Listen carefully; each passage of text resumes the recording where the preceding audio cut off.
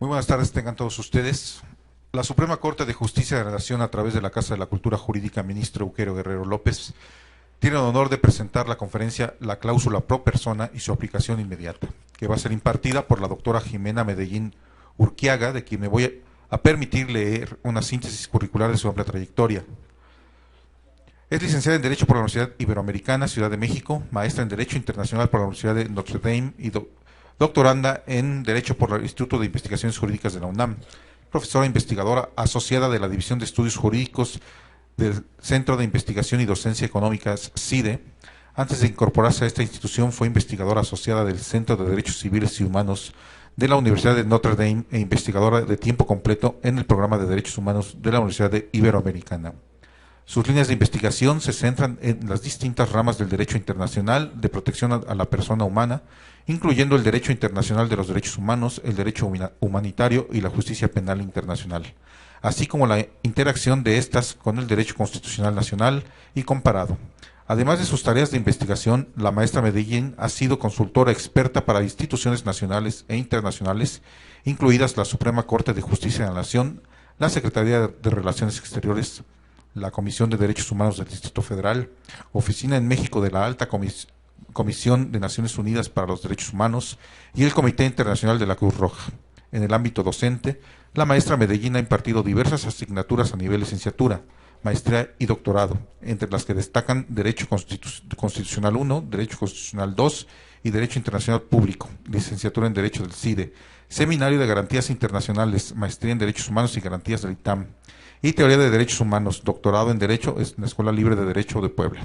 Asimismo, ha sido coordinadora académica del Diplomado en Derechos Humanos con especialización en acceso a la justicia en la Universidad Iberoamericana de la Ciudad de México y del Seminario de Seguimiento a la Suprema Corte de Justicia de la Nación, el cual se organiza en conjunto con el Colegio de Secretarios de Estudio y Cuenta de la propia Suprema Corte.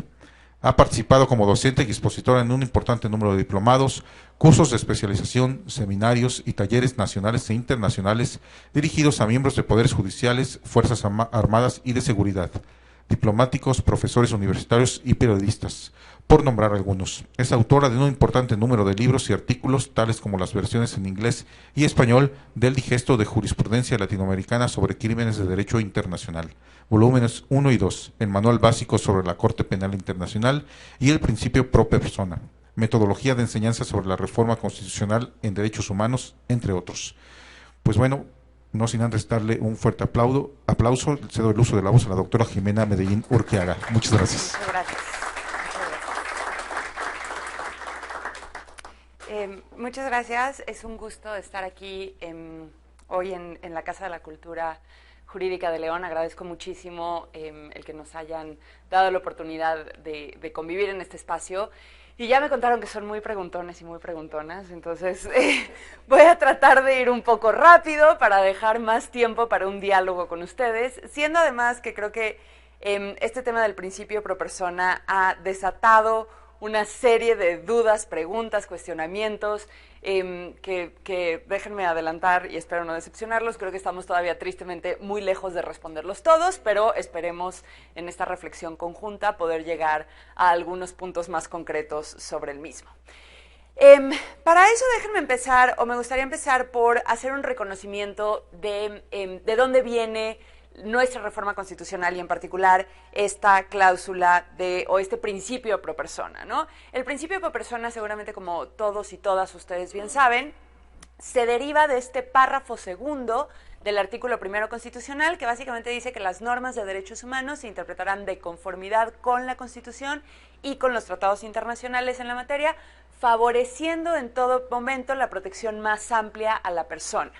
Y es ese último fraseo el que se ha entendido que consagra en nuestra Constitución el principio pro persona. Al principio parecía todo muy sencillo, todo muy básico, muy normal. Vamos a escoger la norma que mejor proteja, la vamos a utilizar. Eso fue lo primero que nos dijo la Suprema Corte en el expediente Varios 912, y después nos empezó a complicar muchísimo más el debate hasta que llegamos a la contradicción de tesis 293, de la que hablaremos un poco más adelante.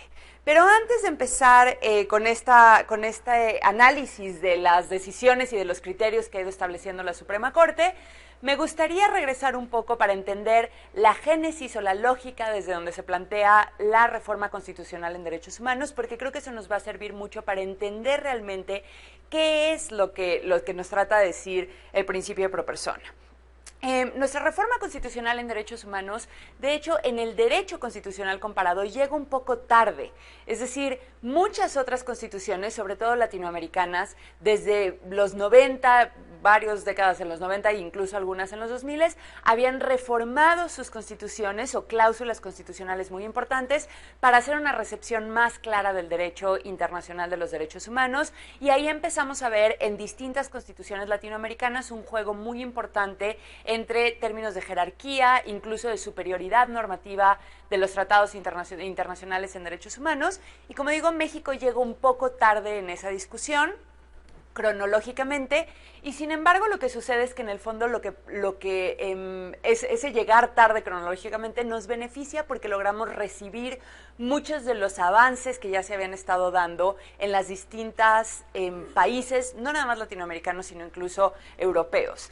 Y en ese sentido nuestra reforma constitucional parece ser una sinergia, una síntesis, tanto de una corriente muy importante que se conoce como el neoconstitucionalismo, todo lo debatido que puede ser el término y sus implicaciones, y sin embargo, como dicen algunos autores, dejando de lado esta idea de si el neoconstitucionalismo implica una nueva teoría del derecho o incluso una nueva teoría de la justicia y una reconexión del derecho con la moral, dejando eso de lado, lo que sí es cierto es que el neoconstitucionalismo implica un replanteamiento de muchos aspectos de la práctica jurídica y de la interpretación jurídica. Entonces el neoconstitucionalismo, por ejemplo, viene a introducir elementos tan importantes como la ponderación, como una forma de resolver colisiones entre derechos o principios que no operan necesariamente como reglas y por lo tanto no lo operan las fórmulas clásicas de solución de antinomias, como la jerarquía, la norma especial frente a la norma general, la norma posterior frente a la norma anterior, etcétera, ¿no? Entonces, el neoconstitucionalismo dice, bueno, hay ciertas normas constitucionales que son tan relevantes que no pueden aplicársele esos principios o esos criterios y por lo tanto la solución son el ejercicio de ponderación. Vamos a hablar un poco tal vez más de eso más adelante. Pero junto con el neoconstitucionalismo, otro de los grandes elementos que incorpora nuestra reforma constitucional, obviamente, es el derecho internacional de los derechos humanos. Y cuando digo que incorpora el derecho internacional de los derechos humanos, no es únicamente porque la Constitución ahora nos diga que las normas de derechos humanos se interpretarán también haciendo uso de los tratados internacionales, sino porque muchos de los principios y de las obligaciones que hoy por hoy aparecen en nuestro texto constitucional, en realidad se han venido desarrollando en el marco internacional, mucho más incluso que en el marco del constitucionalismo comparado. Entonces, yo sostengo, y lo podremos discutir, que ese es el caso, por ejemplo, del principio de pro persona y, sin duda, por ejemplo, del párrafo tercero del artículo primero constitucional, que ha quedado un poco de lado con muchas de las discusiones que estamos teniendo en la Suprema Corte, todavía nuestras obsesiones por entender las jerarquías en un sistema normativo, pero, por ejemplo, el principio de interdependencia, el principio de indivisibilidad, el principio de universalidad, el principio de progresividad, las obligaciones de respetar, proteger, garantizar y promover, de investigar, de enjuiciar, de sancionar y de reparar, todos esos elementos vienen casi directamente del derecho internacional de los derechos humanos. Quienes veníamos trabajando en el derecho internacional de los derechos humanos no nos sentimos demasiados preocupados porque es esto de la interdependencia o qué implica la garantía de un derecho frente al respeto de un derecho, como obligaciones del Estado, porque lo hemos venido trabajando desde hace muchos años en la jurisprudencia internacional, ¿no? Entonces, si bien en muchas cosas la jurisprudencia internacional o el derecho internacional de los derechos humanos está muy avanzado en cosas que recibió en nuestra Constitución, al mismo tiempo creo que es importante reconocer que el derecho internacional de los derechos humanos tiene una visión o una misión mucho más pragmática, una vocación mucho más pragmática. Se preocupa por resolver los problemas que tiene enfrente, sea la violación específica o sea los problemas estructurales que llevaron a esa violación. Y eso, cuando lo contrastamos con teorías tan complejas como el neoconstitucionalismo, nos genera un poco de un debate desbalanceado, porque el neoconstitucionalismo tiene una reflexión mucho más compleja de teoría del derecho, de teoría de la justicia, de filosofía, además de las argumentaciones más prácticas, de los ejercicios argumentativos a los que nos invitan, ¿no? Y en ese tira y afloja es en donde estamos tratando de entender nuestro nuevo marco constitucional, ¿no? Todo esto para decirles que tenemos un gran reto para enfrente y que en ese reto está el principio pro persona. El principio pro persona, otra vez, si empezamos a hacer un análisis comparado, en el constitucionalismo comparado, por lo menos de lo que yo he podido hacer en estos años, en realidad lo que encontramos en el constitucionalismo comparado no es precisamente el principio pro persona, sino ciertamente lo que sí encontramos es la utilización por parte de cortes constitucionales de muchos otros principios de favorabilidad, ¿no? Tomados en un término muy genérico. Entonces, los principios que ya conocemos desde hace mucho tiempo y que no son extraños a nuestra jurisprudencia o doctrina constitucional. El principio indubio pro reo, el indubio pro víctima, el pro acción, ¿no?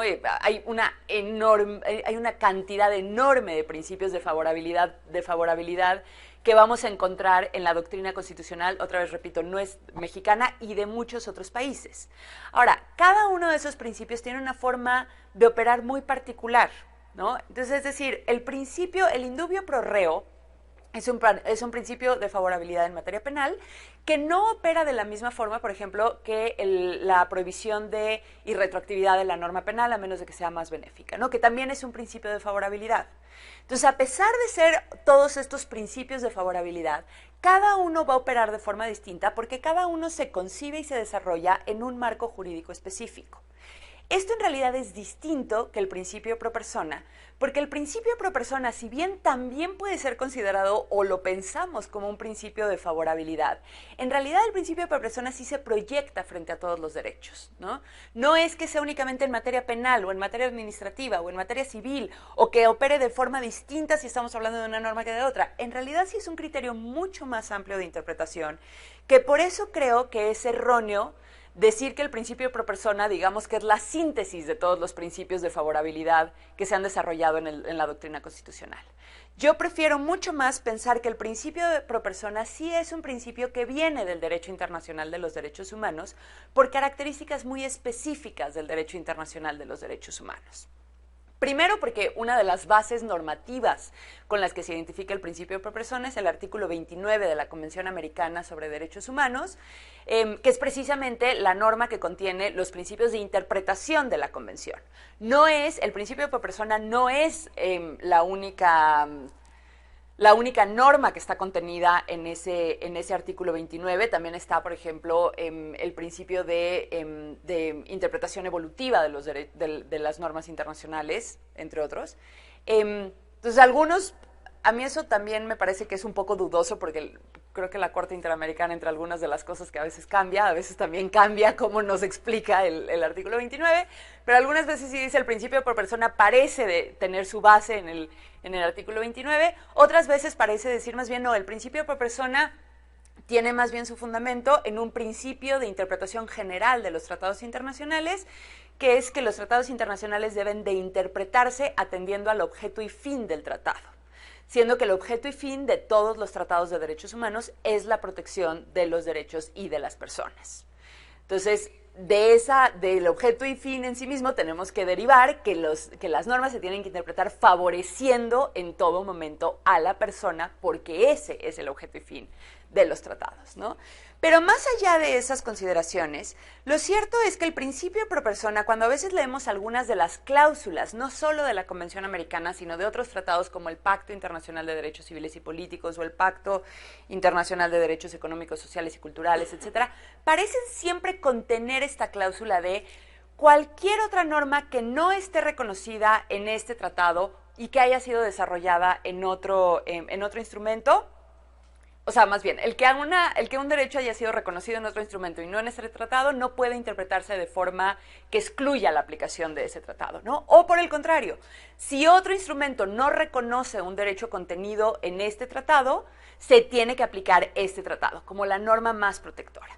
Ahora, ustedes piensen en la introducción de este tipo de cláusulas. Si pensamos en un sistema normativo que se desarrolla sin tener un órgano concentrado de producción de las normas. Es decir, la Convención Americana sobre Derechos Humanos fue pensada, escrita y aprobada en el marco de la Organización de los Estados Americanos. El Pacto Internacional de Derechos Civiles y Políticos fue pensado, escrito, redactado y aprobado en el seno, en el marco de las Naciones Unidas. Piensen ustedes en la lógica del derecho internacional, lo distinto que es tratar de negociar un tratado internacional cuando estamos hablando de 30 y tantos países, no estoy muy segura cuántos están en la OEA, ustedes disculpen, pero no, al final de cuentas países más o menos con una visión parecida, con una cultura parecida, aunque parezca que tenemos muchas diferencias, a negociar un tratado internacional. Hoy por hoy son 194 países en Naciones Unidas, pero digamos que en ese momento hubieran sido 150 países en Naciones Unidas, en donde ya no nada más son países americanos, sino países árabes, países asiáticos, países africanos. ¿Qué tanto pueden hacer los diplomáticos de meter o sacar en una declaración para que los países africanos o árabes voten junto con los países americanos y puedan aprobar una declaración o un tratado internacional, ¿no? Entonces, muchas veces esa dinámica de la producción, que es una realidad de la producción normativa internacional, explica muchas de las diferencias entre los tratados internacionales. Los tratados internacionales difícilmente van a poder replicarse en distintas regiones porque la preocupación y los contextos históricos, sociales y culturales en las distintas regiones son distintos. Pero entonces, ¿qué pasa si algo no se logró negociar en el seno de Naciones Unidas, porque los países árabes se opusieron, pero sí se logró negociar en el marco de los países americanos? Entonces diríamos que la negociación más restringida y más difícil termina anulando una restricción que puede ser, una negociación que puede derivar en una norma más protectora. Para mí eso era en parte lo que se trataba de evitar cuando se empezaron a introducir este tipo de cláusulas dentro de los tratados internacionales. Que no hubiera un problema, o imagínense si la Convención Americana sobre Derechos Humanos, que entró en vigor anterior a los pactos internacionales, de pronto queda derogada en algunas partes o abrogada porque entró en vigor otro tratado internacional que se genera en otro contexto. Sería un completo sinsentido. Entonces, la propia lógica de la producción normativa internacional nos lleva a que la forma de vincular las normas tenga que plantearse desde una lógica distinta. Y en este marco, opino, y aquí qué bueno que todavía tenemos a Alexandra por si después me quiere decir algo más, opino que es en el primer contexto en el que se da la operación del principio pro persona en la propia Corte Interamericana de Derechos Humanos. La Corte no lo enuncia tal cual, se enuncia en el voto de uno de los jueces en aquel momento, y todavía se habla del principio pro homine, que es solamente una versión anterior, de una nomenclatura anterior, todavía no con una perspectiva de género del principio pro persona, pero no es en un caso contencioso, es en una opinión consultiva. Si recuerdan, la Corte Interamericana tiene estas dos funciones. Un caso contencioso es cuando se demanda por una violación específica. Una opinión consultiva es cuando se le pide la opinión a la Corte sobre la interpretación de una norma, etc. En este caso era una opinión presentada o solicitada por Costa Rica, que estaba haciendo una legislación de colegiatura obligatoria de los periodistas. Y le pregunta a la Corte Interamericana si esa normativa secundaria, era una legislación que estaba tratando de aprobar Costa Rica, era o no compatible con la Convención Americana sobre Derechos Humanos, particularmente porque Costa Rica entendía que había una diferencia en cómo la Convención protegía el derecho a la libertad de expresión frente al Pacto Internacional de Derechos Civiles y Políticos. Entonces Costa Rica dice, bueno, yo puedo apegarme a la norma del Pacto Internacional de Derechos Civiles y Políticos, porque ese, digamos, es el estándar mínimo que tengo que cumplir, ¿no? Es la norma más básica y, por lo tanto, mientras cumpla esa, estoy bien. Y cuando se le presenta esa pregunta a la Corte Interamericana le dice, no, cuando usted tiene dos normas internacionales que va a tratar de incorporar o con las que se va a evaluar una norma nacional, tiene que tomar la norma que mejor proteja el derecho. No la norma mínima, sino la norma más alta. Y esa es la Convención Americana sobre Derechos Humanos en este caso. Pero vean cómo era un tema de implementación legislativa, no era un tema de resolución judicial de un caso. Y eso a mí me parece determinante, que ese haya sido el primer espacio en donde se desarrolla. Entonces ahí es la primera vez, como les digo, que por lo menos que yo encuentro, esta es una opinión consultiva de los 80, y antes siquiera de que la Corte empezara a fallar la cantidad de casos que ha fallado, y entonces el juez, y no quiero meter la pata, tengo una pésima memoria para los nombres, pero ahorita les digo después cuál es el juez exactamente que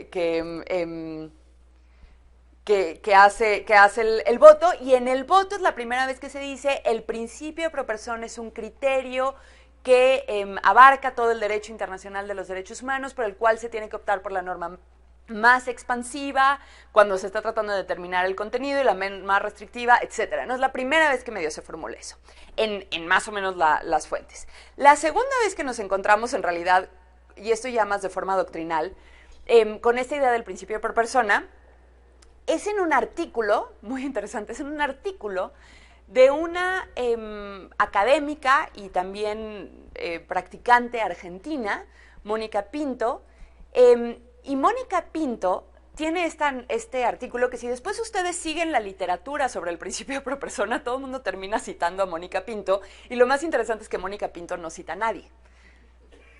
Algún día tendré el gusto de conocer a Mónica Pinto y preguntarle si esa definición que ella incluye en ese artículo la sacó del voto de este juez, porque a mí me parece que trae mucho del voto de ese juez, pero en realidad Mónica Pinto no cita a nadie. Entonces la cadena de citas se nos corta en Mónica Pinto, pero créanme, desde el doctor ex juez de la Corte Interamericana García Ramírez, hasta Carlos Castilla, hasta Humberto Henderson, hasta Fabián Salvioli, todos los artículos que yo he encontrado citan a Mónica Pinto. Néstor Sagüez, Edgar Carpio, todo el mundo. Mónica Pinto ya no cita a nadie. Entonces ahí se me cortó la cadena de citas que yo estaba rastreando para tratar de hacer esta arqueología del principio pro persona.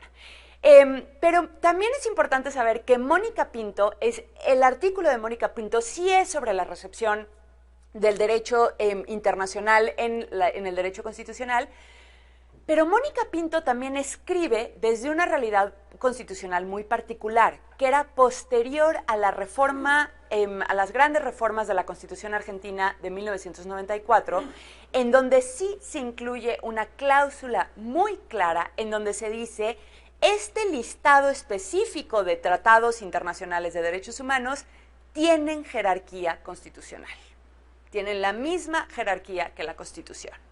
Entonces, les digo, es muy expresa la Constitución argentina en términos de la jerarquía, de la equidad de la jerarquía normativa, y por lo tanto Mónica dice, bueno, si estamos ante una equidad normativa, ¿cuál norma escogemos?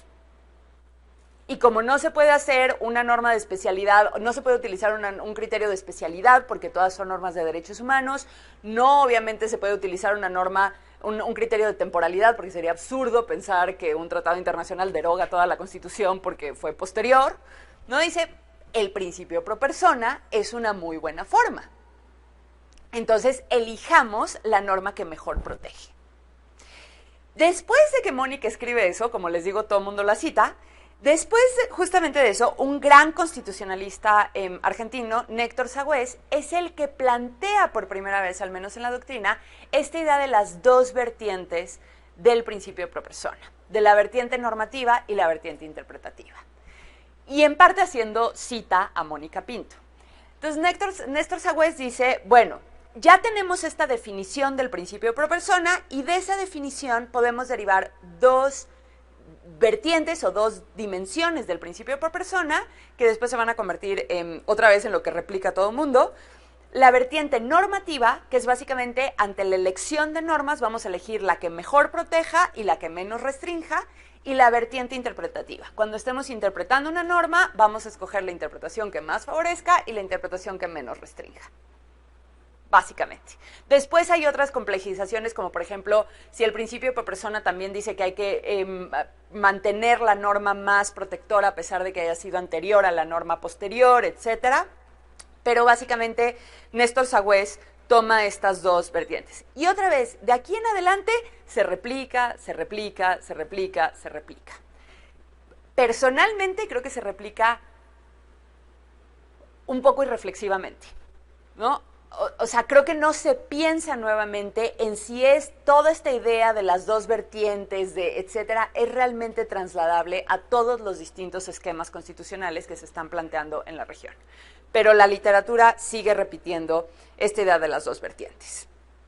Entonces, ahora sí, con este enorme y complejísimo, disculpen, antecedente de toda la génesis del principio por persona y de nuestra reforma. Entonces, ahora sí, ¿qué pasó en nuestra reforma? En nuestra reforma constitucional, ese texto que conocemos, ¿no?, de las normas de derechos humanos se interpretarán de la forma más favorable, no fue así desde el principio. Seguramente muchos saben que nuestra reforma constitucional pasó por la Cámara, inició primero en la Cámara de Diputados, después fue a la Cámara de Senadores, y después la Cámara de Senadores, que se suponía que tenía que ser nada más la Cámara Revisora, se convirtió en la Cámara de Origen otra vez por el grado tan sustantivo de cambios que tuvo la minuta que había enviado la de Diputados, y entonces la regresaron a la Cámara de Diputados. Entonces, básicamente, en el proceso de creación de la reforma constitucional tenemos 2 dictámenes de la Cámara de Diputados y un dictamen de la Cámara de Senadores. ¿Qué pasaba con este párrafo segundo del artículo primero en el primer dictamen de la Cámara de Diputados? Básicamente decía lo mismo, ¿no?, que se optará por la norma que más, optando por que más favorezca a la persona, y decía, atendiendo siempre al principio de no contradicción con la Constitución. Entonces, ahí sí había un clarísimo tema en el que se decía, no, siempre puede ser la norma más favorable o la interpretación más favorable, siempre y cuando no contradiga a la Constitución. Esa norma sube o va al Senado, y en el Senado dicen, no, hay que eliminar esa parte. Y se deja únicamente interpretación conforme a la Constitución y a los tratados internacionales en la materia, y ahí todavía decía de derechos humanos, favoreciendo, y ahí se pone punto. Se quita la parte de favoreciendo en todo momento la protección más amplia a la persona. Y en el dictamen de la Cámara de Diputados, de las Comisiones Unidas de la Cámara de Senadores, lo que se dice es, no se considera adecuado introducir el principio de no contradicción, se elimina la parte de lo más favorable, o sea que parecía que eliminaban el principio pro persona, pero mucho más interesante, y esto lo digo porque a veces parece que la Cámara de Senadores fue la que salvó el día, y tampoco es tan cierto, en el dictamen se dice, los tratados internacionales serán subsidiarios al momento de interpretar la Constitución. Entonces, únicamente cuando haya un vacío en la Constitución, se interpretarán o se utilizarán los tratados internacionales en derechos humanos. Otra vez, eso que aprueba la Cámara de Senadores regresa a la Cámara de Diputados, y los diputados dicen, no nos parece que se introduzca el principio de subsidiariedad, y no nos parece que hayan dejado de lado el principio de la aplicación más favorable. Entonces, reincorporan este fraseo de lo más favorable para la persona, pero ahora ya sin el principio de contradicción con la Constitución. A mí personalmente me asombra muchísimo que todo esto no se haya discutido en la Suprema Corte cuando se discutió la contradicción de tesis. Yo creo que era un gran argumento para los ministros que trataban de defender el proyecto original del ministro Saldívar, decir, esto se discutió en el proceso legislativo, y la decisión del órgano reformador de la Constitución fue excluir el principio de no contradicción, que sí estuvo considerado explícitamente en algún momento de las iniciativas y de los dictámenes. De verdad, yo todavía no entiendo. Algún día podremos platicarlo más con la ponencia del ministro Saldívar, porque no entiendo cómo no utilizaron esa arma, que me parecía que era una muy buena forma de decir cuál era la intención del órgano reformador, antes que estar en un pleito entre el párrafo primero y el párrafo segundo, y entonces a cuál le damos más peso, porque al final de cuentas la discusión era a qué párrafo de la Constitución se le da más peso, lo cual era un sinsentido en términos de una interpretación armónica y sistémica de la Constitución. Pero bueno, entonces llega esta norma a nuestro marco jurídico, pero también hay que reconocer que la norma tampoco es clara en términos de jerarquía. la norma no es tan clara como son otras normas internacionales, otras normas en otras constituciones. Yo ya les había dicho la norma argentina, hay otras normas, por ejemplo, las más avanzadas son obviamente de las constituciones más recientes de Bolivia, Ecuador y Venezuela, en donde establecen, claro, eso también nos da una idea de que lo que digan las normas constitucionales tampoco importa mucho, porque Venezuela tiene una de las mejores normas de jerarquía de tratados y de vigencia de los tratados, y lo que hicieron fue derogar los tratados. Entonces, ¿no? Tampoco es que nos sea ninguna garantía tener una norma. A veces la podemos enmarcar en nuestra casa, pero no pasa mucho más que eso, si no hay una voluntad política atrás un poco razonable. Pero bueno, llega todo este esquema a la Suprema Corte, y al mes de la entrada en vigor de la reforma constitucional en derechos humanos tenemos la gran decisión, ahora ya incluso reconocida como Patrimonio de la Humanidad. Yo quisiera saber si el resto de la humanidad está de acuerdo en que eso es Patrimonio de la Humanidad, pero por lo menos nosotros sentimos que nos quedó muy bonita el expediente Varios, y entonces en el expediente Varios la Suprema Corte parece que nos mete en una lavadora y nos saca como un nuevo país, ¿no? Aparte, a mí perdón, esto sí es un paréntesis, pero no creo que cualquier persona que haya seguido estas discusiones de la Suprema Corte en el caso Radilla, ¿no? En cómo se estaba discutiendo este expediente Varios, porque el expediente Varios básicamente surge de una consulta trámite que promueve en ese momento el presidente de la Suprema Corte, todavía el ministro Ortiz Mayagoitia, decir, oigan, tenemos una sentencia internacional aquí que dice que el Poder Judicial tiene que hacer algo y no tenemos la menor idea de qué es eso. Entonces, consulta trámite para que el resto de los ministros también diga que qué es esto. Ahí es en donde se origina el expediente Varios, para ver cómo se iba a cumplir con la sentencia del caso Radilla de la Corte Interamericana, pero hay una primera etapa de discusión del expediente Varios, que de hecho tenía otro número, después lo retornan y le vuelven a cambiar el número, que esas primeras discusiones en serio eran kafkianas. O sea, yo las escuchaba, los ministros estuvieron yo creo que 3 semanas discutiendo que si había sido adecuadamente notificada la sentencia internacional, porque nadie había ido a la Suprema Corte a notificar.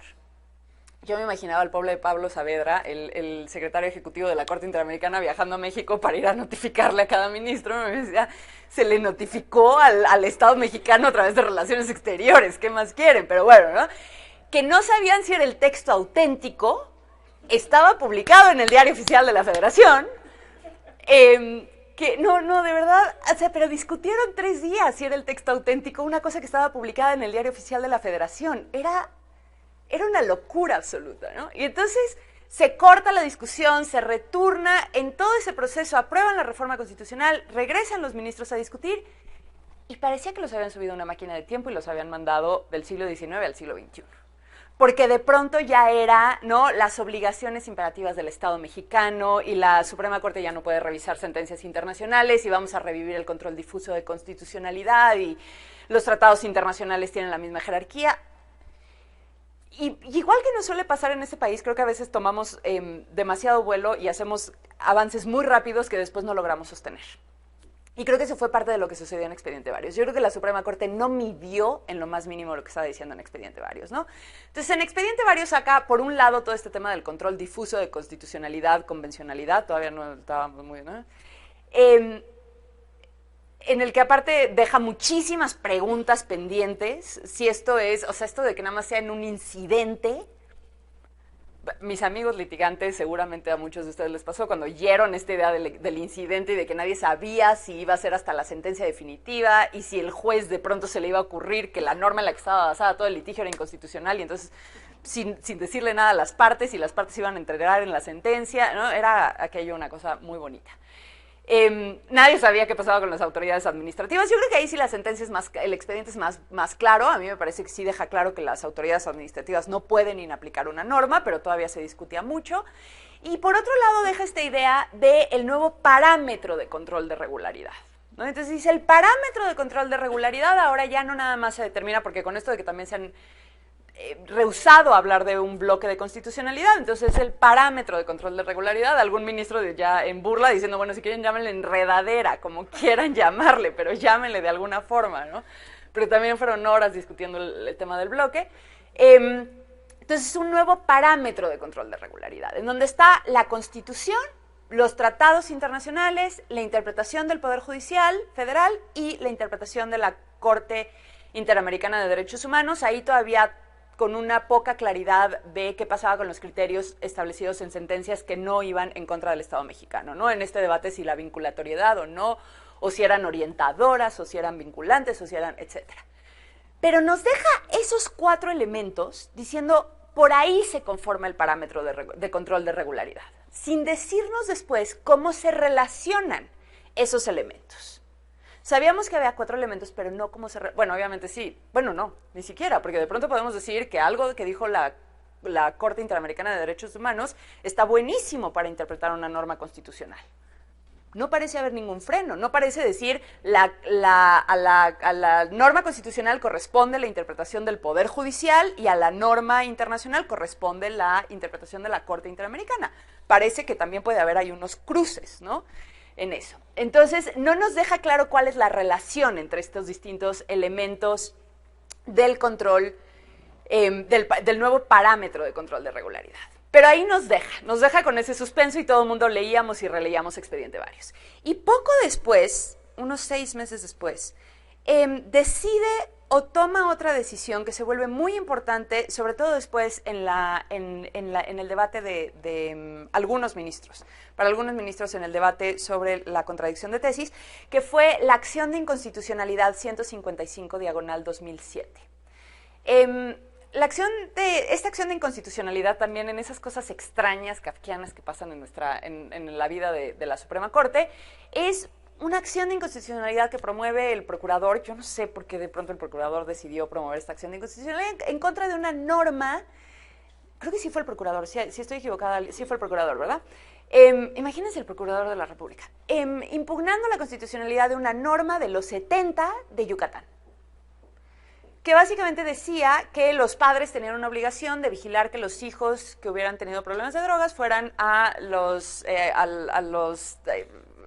trabajos, digo, a las sesiones de rehabilitación, y que si los padres no cumplían con esa obligación, la autoridad administrativa podía imponerles trabajos comunitarios como sanción. Entonces ahí hay de inicio la inconstitucionalidad primero argumentada, es que la autoridad administrativa no podía imponer sanciones, que las sanciones eran una materia exclusiva de la autoridad judicial. Entonces esa es la primera inconstitucionalidad, pero mientras está en discusión, se reforma el artículo 21 constitucional, en donde ahora se dice que la autoridad administrativa podrá imponer sanciones por las violaciones a los reglamentos y a los bandos de buen gobierno. Y entonces ahí la Suprema Corte dice, no, es que ahora hay una constitucionalidad sobrevenida, porque la norma era inconstitucional, pero ya no es inconstitucionalidad.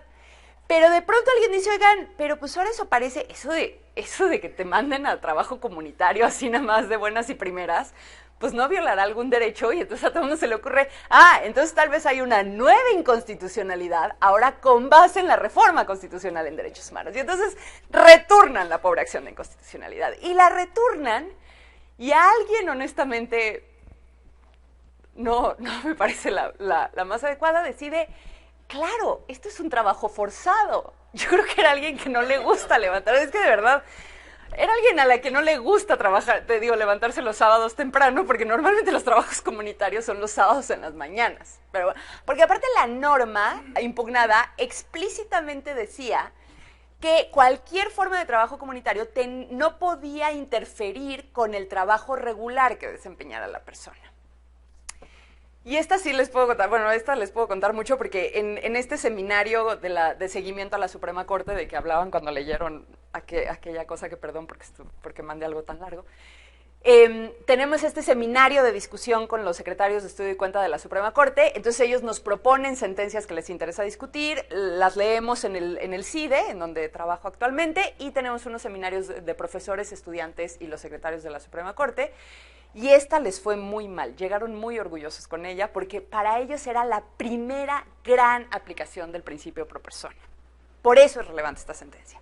Porque al final lo que terminan diciendo es, bueno, sí, está la norma, el artículo 21, que permite la imposición de por vía de la autoridad, pero ahora ese ya no es el problema. El problema es que si leemos el artículo 5º constitucional, el de la libertad del trabajo, a la luz de los tratados internacionales, esto es un trabajo forzado porque no hay una remuneración, porque no hay una decisión voluntaria de la persona de participar en el trabajo, etcétera. Y entonces en la acción citan, creo que casi todos los tratados de la Organización Internacional del Trabajo, citan una retahíla de normas internacionales y terminan diciendo que se aplica la norma más favorable, las cuales son las normas internacionales, y determinan la inconstitucionalidad de esta pobre norma de Yucatán por establecer trabajos forzados. Yo cuando lo cuento, y no sé aquí, bueno, además de Alexander, si hay alguien más extranjero, pero cuando yo se lo he contado a los extranjeros me dicen, ¿cómo se les ocurrió que un trabajo comunitario era un trabajo forzado? Y yo de verdad, esa era parte de la crítica que les hacíamos a los secretarios cuando la presentaron en el CIDE, y dentro de todo este estudio, ¿alguien leyó un caso internacional de trabajo forzado? O sea, ¿alguien vio que de verdad cuando se habla de trabajo forzado es porque las personas están con pistola o casi esclavizadas trabajando? Y aparte, encima de todo, era una acción de inconstitucionalidad, ¿no? Entonces, nunca supimos si en realidad era ir a pintar banquetas 3 horas los sábados. Probablemente eso era lo que llevaba la norma, ¿no? Y otro que seguramente alguien lo conocerá, o muchos lo conocerán, el doctor Roldán Choppa, se las deshizo al final de cuentas, porque decía, y díganme ustedes, desde los propios derechos hasta política pública, ¿qué es mejor? ¿Mandar el arresto de una persona por 40 y tantas horas o mandarlo a pintar banquetas los sábados? No, o sea, la cosa no tenía sentido por ningún lado, pero la Suprema Corte estaba verdaderamente orgullosa, porque era la aplicación del principio pro persona. Porque ellos habían aplicado la norma más favorable y era la norma internacional. Aparte, nunca explicaron qué pasaba con el artículo 21. Ese lo olvidan a la mitad de la decisión. Y entonces, cuando todo el mundo les leíamos esto y les hacíamos todas estas críticas de es mejor que te arresten 48 horas o que te manden a... O sea, yo prefiero que me manden a pintar banquetas, honestamente. O sea, mis derechos humanos los siento más protegidos si pinto banquetas que si me mandan al torito 48 horas. Entonces, la verdad es que nosotros dudábamos seriamente el asunto del pro persona. Pero bueno, después de eso llega la contradicción de tesis 293-2011, en donde la primera opción era ir en la línea de la acción de inconstitucionalidad 155 y decir, se aplica la norma más protectora. Si es la internacional o si es la nacional, eso se vuelve el parámetro de control y vámonos para adelante. Pero ahí sí parece que los ministros más conservadores se organizaron, ahora sí para entrar en bloque, porque se dieron cuenta del madruguete que le dio a todo el mundo la acción de inconstitucionalidad, se organizan y se posicionan y dicen no. No, porque aquí hay un principio de supremacía constitucional, se vuelven a rasgar las vestiduras por el principio de supremacía constitucional, hacen distintos argumentos, el párrafo primero del artículo primero constitucional, el 133, ¿no?, que sigue diciendo que los tratados deberán de estar conformes con la Constitución, el artículo 15 constitucional, incluso el artículo 105, que dice que los tratados internacionales pueden ser inconstitucionales, y entonces que todo eso apunta a una clara jerarquía para ellos, ¿no? Sobre todo la ministra Luna Ramos es la que tiene la posición tal vez más extrema, diciendo, no, o sea, sáquenme ya los tratados de toda esta discusión, olvídenlos. Hay otros ministros que tienen una posición un poco más tenue. Al principio parecía que se lograba la mayoría, aunque una mayoría muy leve de 6 ministros que iban a votar con el ministro Saldívar por el proyecto del ministro Saldívar, hasta que de pronto nos sale el ministro Gutiérrez con la maravilla de decir, oigan, pero ¿en serio nos podemos brincar al constituyente permanente así nada más? O sea, la Suprema Corte tiene el poder para brincarse al constituyente permanente y recetarle la plana y no atender absolutamente nada de lo que diga nuestro pacto político esencial. Y en ese momento, en serio, como película de suspenso, se termina la sesión, ¿no? Y todo el mundo decíamos, no, por favor, no. Literal, con la intervención del ministro Gutiérrez es el último momento, y aparte era la del jueves, entonces teníamos que esperar hasta el lunes para seguir, era peor que telenovela aquello. Entonces todo el mundo dice, bueno, pues nada, entonces todas las ponencias regresan acá a renegociar en la peor histeria de la vida, las ponencias, ¿no? La ministra Sánchez Cordero, que todavía faltaba por poner su posición, el ministro Cosío, que ya la había presentado, todo el mundo está replanteando ahí en la Corte qué hacer. Regresan el lunes, el ministro Valls dice, bueno, yo también me estoy preguntando lo mismo que el ministro Gutiérrez. Entonces ahí todo el mundo decíamos, bueno, que quedará igual y más bien ya jalan a Valls y logra quedar estos 7-4, no estaría mal. y de pronto, y yo perdón que lo cuente tan así, pero de verdad grité en mi oficina y llegó corriendo un colega, y de pronto sale el ministro Cosío a decir que entonces vota en contra. Y ahí sí pensábamos que se nos caía todo, ¿no? Y entonces otra vez se para la sesión, el ministro Saldívar propone hacer un ajuste en el proyecto y regresar con un nuevo proyecto, se lo aceptan, regresan, y básicamente con lo que regresa el ministro Saldívar para tratar de construir consenso, que al ministro Saldívar al principio se le acusaba mucho de no generar consensos y ahora es el generador de consensos permanente, con el ministro Cosío votando permanentemente en contra, entonces regresa con un consenso de decir, las normas constitucionales e internacionales están al mismo nivel jerárquico, pero cuando hay una restricción expresa en la Constitución, se tendrá que estar a la restricción. 10 ministros dicen, está bien. El ministro Cosío dice que él no puede votar por eso, porque simple y sencillamente eso jurídicamente no hace sentido, porque o son o no son jerárquicamente iguales, no puede haber una diferencia de esa forma. Los otros 10 ministros dicen que están de acuerdo, cada quien pensando cosas absolutamente distintas, y eso que fue en agosto hasta la fecha una decisión central para entender todo nuestro sistema jurídico sigue sin aparecer. ¿Por qué? Porque lo que sí sabemos es que va a haber 11 votos razonados. Bueno, 10 votos razonados y uno particular del ministro Cosío.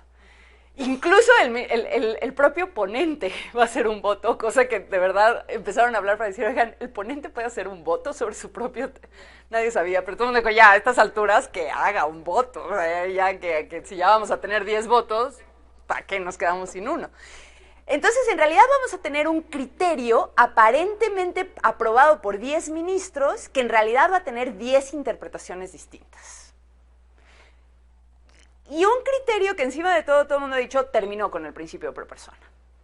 No solamente es el problema de no pueden ser jerárquicamente iguales y al mismo tiempo no ser jerárquicamente iguales, sino que acabó con el principio pro persona.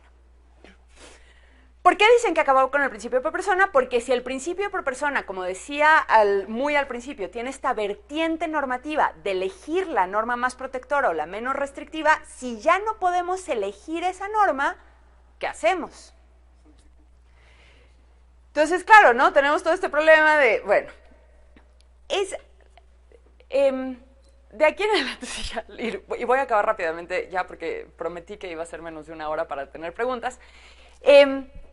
A mí me parece que en realidad esta sentencia puede ser mucho más benéfica de lo que parece.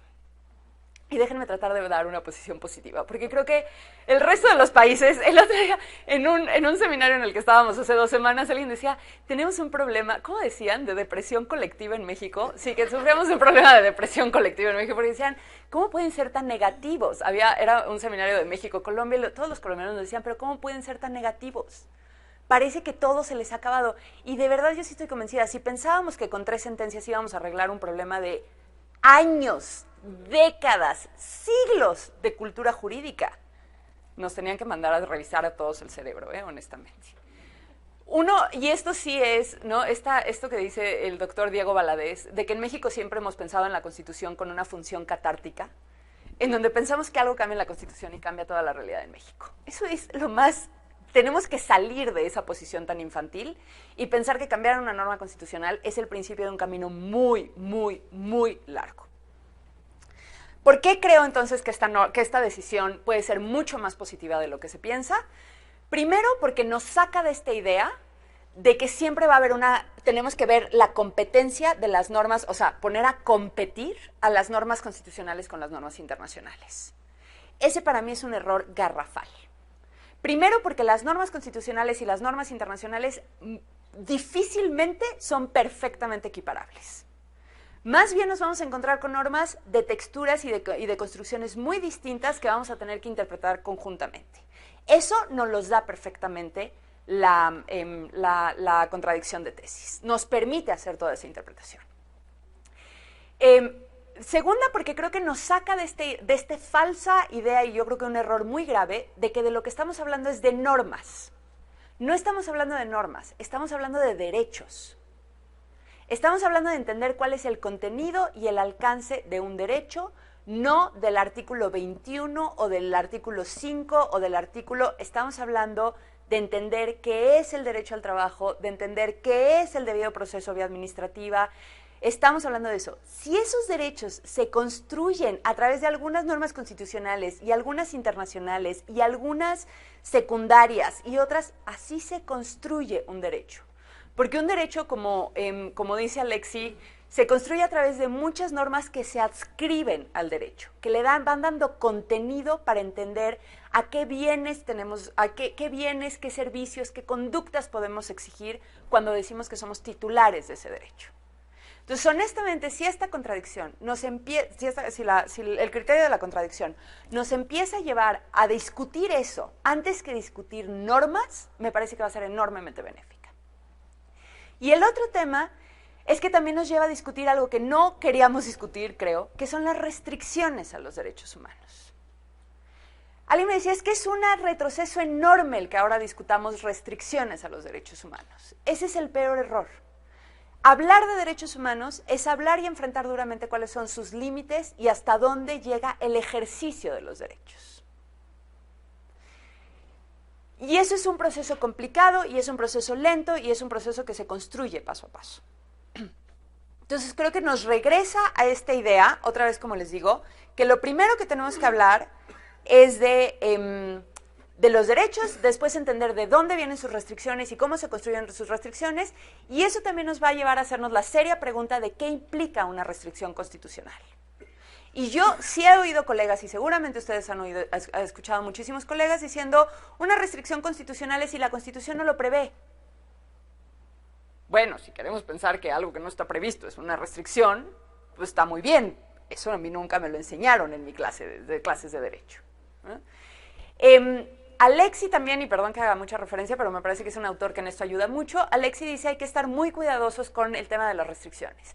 Una cosa es una habilitación constitucional a que una autoridad tome una decisión que pueda restringir un derecho, y otra muy distinta es que el propio texto constitucional prohíba o mandate una conducta específica directamente a la autoridad. Es decir, al particular. Es decir, para Alexi la restricción constitucional es únicamente cuando la norma constitucional se dirige específicamente al ámbito de acción o de actuación del particular y no de la autoridad.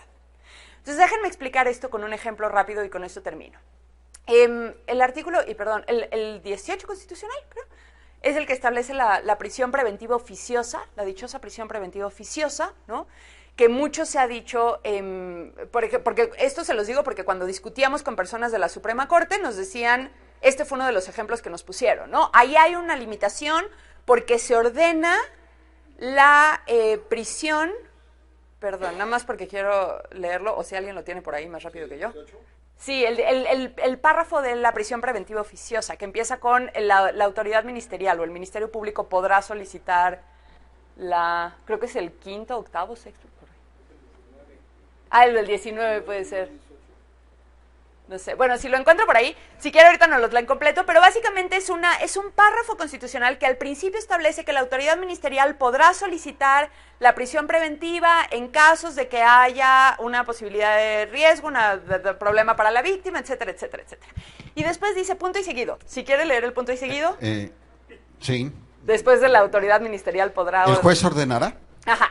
El juez ordenará la prisión preventiva oficiosamente en los casos de delincuencia organizada, homicidio doloso, violación, secuestro, trata de personas, delitos cometidos con medios violentos como armas y explosivos, así como delitos graves que determine la ley en contra de la seguridad de la nación, el libre desarrollo de la personalidad y de la salud. Si quiere, sí lea el párrafo anterior, la primera parte del párrafo porque creo que es importante para el ejemplo. El Ministerio Público solo podrá solicitar al juez la prisión preventiva cuando otras medidas cautelares no sean suficientes para garantizar la comparecencia del imputado en el juicio, el desarrollo de la investigación, la protección de la víctima, de los testigos o de la comunidad, así como cuando el imputado esté siendo procesado o haya sido sentenciado previamente por la comisión de un delito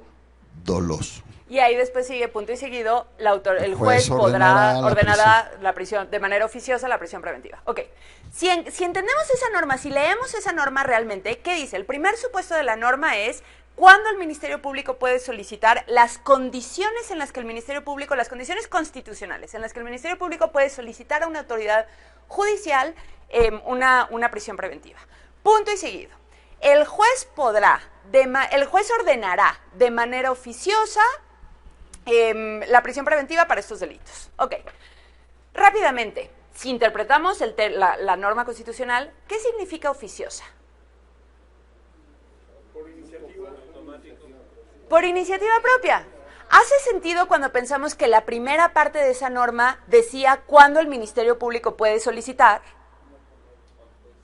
No, porque la primera es cuando el Ministerio Público solicita y cuando el juez ordena de motu propio sin que sea solicitada por el Ministerio Público. Eso significa que hay una prisión preventiva obligatoria o no discutida en los casos de esos delitos. ¿Significa eso? ¿Oficiosa es lo mismo que obligatoria? Entonces, en esa norma constitucional se dice que el juez, por oficio, por propia iniciativa, no deberá de analizar si la persona es un riesgo para la investigación, para las víctimas, para todas las demás condiciones que se necesitan para determinar una prisión preventiva. Lo único que dice la norma constitucional es que el juez está habilitado para entrar al estudio de todos los supuestos en los que se debería de dictar una prisión preventiva, en el caso de esos delitos, sin la incitación o sin la solicitud del Ministerio Público. Si la Suprema Corte y nuestros jueces han querido leer que eso es una prisión preventiva obligatoria en esos casos, eso es una interpretación constitucional de la que nos tenemos que hacer cargo. Pero es una interpretación de texto, no es la aplicación de un texto directo. Y con eso podríamos ir, por ejemplo, en el arraigo. El arraigo tiene una condición de ponderación, porque el arraigo dice el juez podrá ordenar siempre y cuando sea necesario para el éxito de la investigación, para la protección de las víctimas, si el texto constitucional, siempre y cuando sea necesario, no es un llamado explícito a determinar que existen esas condiciones antes de dictar el arraigo, no sé qué es eso. Si el juez que está dictando el arraigo no tiene que interpretar qué implica el éxito de la investigación y se lo delega al Ministerio Público en la solicitud, eso es una renuncia de la obligación del juez de garantía de interpretar correctamente la Constitución antes de determinar una orden que afecte un derecho. Para mí el arraigo no es una restricción directa constitucional, es una habilitación al que el juez entre a conocer y a interpretar todos los otros elementos que necesita antes de dictar una orden de arraigo. Esto de las órdenes de arraigo en automático, cuando el Ministerio Público presenta dos cosas y ni siquiera argumenta qué implica el éxito de la investigación, para mí es un absoluto vacío de la obligación que tienen los jueces antes de dictar una orden. Entonces me parece que ahí es a donde deberíamos estar llegando, pero tristemente, y con esto ahora sí acabo, tenemos este criterio que nos causó tanto problema, tanto no, que discutimos, que seguimos esperando la sentencia, que no sé qué, y ustedes piensen, por lo menos en las últimas 3, 4 semanas, la Suprema Corte ha discutido derecho a la privacidad con el tema de la geolocalización. Ha discutido presunción de inocencia en vía administrativa. Ha discutido derechos políticos en libertad provisional. En ninguna de ellas ha hecho referencia a la contradicción de tesis. Y para nosotros, toda la reforma constitucional se echó para atrás por un criterio que no ha sido otra vez enunciado por la Suprema Corte. La Suprema Corte está discutiendo. Nosotros somos los únicos que estamos pensando que hay que vestirnos de negro y cantarle las golondrinas a la reforma constitucional, porque esto se acabó. Yo creo que no, yo creo que el principio de persona es una invitación muy clara a entender más de fondo los derechos y a no pensar que la aplicación de una norma va en automático. Perdón, con eso sí ya termino. La Corte Interamericana de Derechos Humanos, de hecho, le recetó a la Sala Constitucional de Costa Rica una sentencia tremenda en el caso de fecundación in vitro, precisamente porque la Sala Constitucional de Costa Rica prohibió una técnica de fertilización in vitro diciendo estoy aplicando la norma más favorable, que implica la protección de la persona desde el momento de la concepción. Y la Corte Interamericana le dijo, esto no es tan sencillo como eso. Hay que entender toda la construcción del derecho, hay que entender el impacto de las normas en las personas, en los contextos concretos, hay que hacer todo el ejercicio de análisis normativo antes de entender cómo se resuelve un caso de derechos humanos.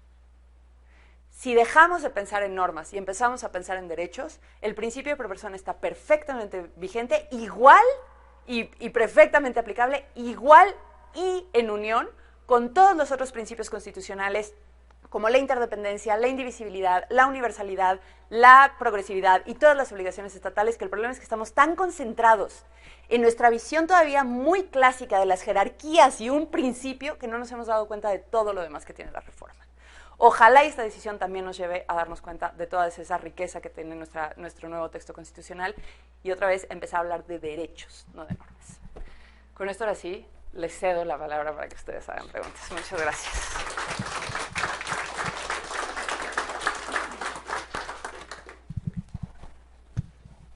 Por favor. Doctora.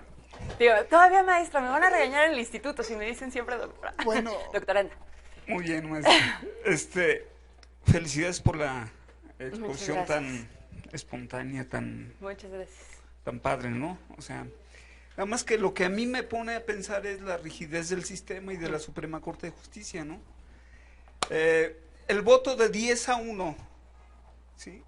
Es muy indicativo, ¿no? O sea, ¿cuál es la línea que tenemos que seguir? ¿Sí?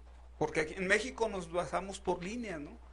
Si no, pregúntale a los jueces de distrito. O sea, digo, hay que ser muy congruentes, ¿no? Con nuestro sistema.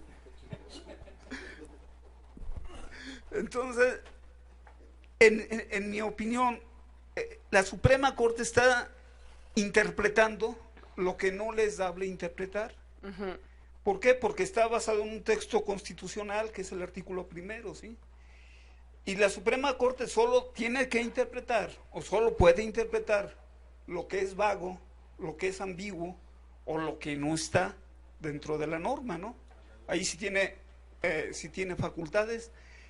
Sin embargo, creo que yo estaba muy optimista y muy risueño en cuanto, pues, el país kafkiano que usted planteaba, la Corte que usted planteaba,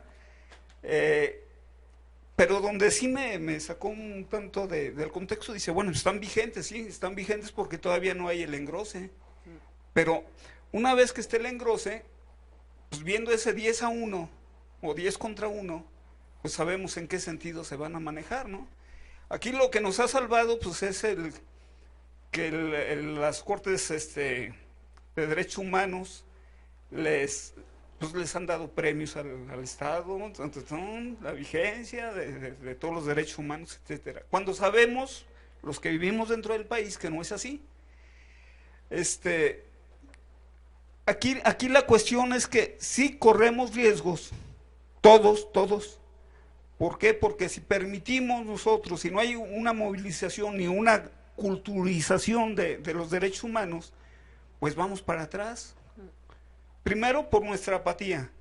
Segundo, por la cuestión de lo cerrado pues del pleno de la Corte, ¿no? ¿Sí? Y aquí sí me mueve el tapete en el sentido de que pues esto puede ser maravilloso, ¿no? O sea, cuando yo lo veo en un aspecto totalmente contrario, porque sería darle facultades a la Corte que no tiene, porque ya el constituyente, pues ya digo, la Cámara de Diputados y Senadores, pues ya determinaron en qué sentido debe de ser. Si hubieran dicho, deberán respetar tanto los derechos humanos contemplados en la Constitución y o en los tratados internacionales en los que México sea parte, pues voy de acuerdo a que hagan interpretaciones, ¿no? Pero siendo así, yo siento que no. Y esto me recuerda que en alguna ocasión, en los años 90, cuando iniciaba por presiones internacionales, sobre todo los Estados Unidos a México, el hecho de las comisiones sí, sobre derechos humanos, Ujú. cuando planteaban que no podían tener injerencia ni en derecho del trabajo, ni jurisdiccional, ni electoral, ¿no?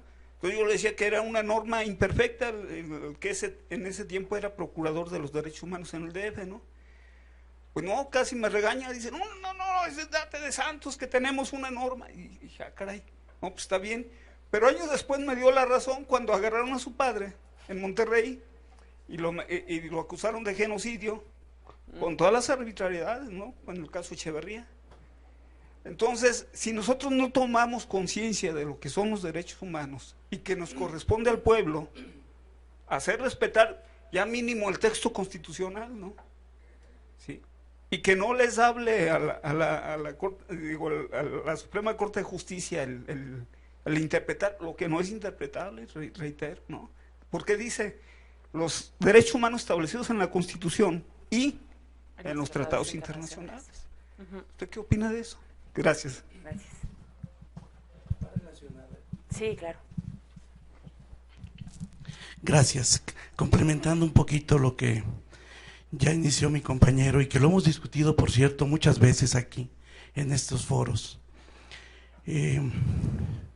Yo quisiera leer de manera rápida lo que dice la Constitución y dice: las normas relativas a los derechos humanos se interpretarán de conformidad con esta Constitución y con los tratados internacionales de la materia, favoreciendo en todo tiempo a las personas la protección más amplia, principio pro persona.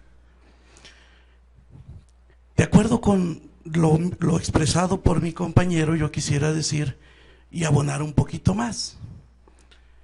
Si el reformador, que es la Cámara de Diputados y la Cámara de Senadores, no hubiese discutido el tema de manera completa, y si finalmente no fue así, el tema se discutió de manera completa, y además le cortaron lo que tenían que cortarle, pero todavía más, la ley es muy clara.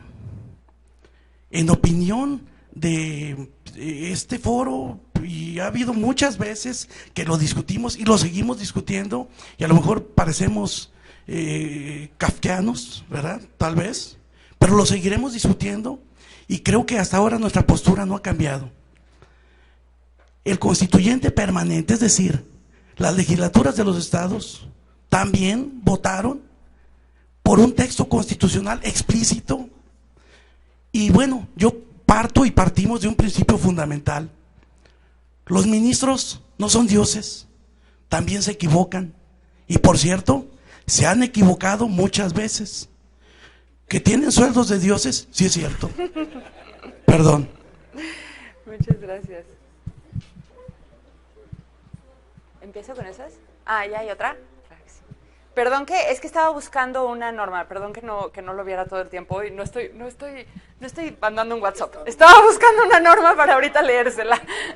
Sí, exacto, le saqué una foto y la voy a publicar en Facebook. Perdón. Muchas gracias.